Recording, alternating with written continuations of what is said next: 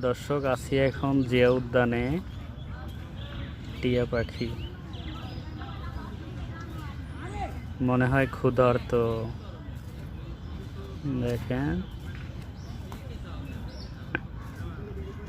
কি সুন্দর, অনেকদিন পর টিয়া পাখি দেখলাম সচক্ষে, আমাদের খুব কাছাকাছি।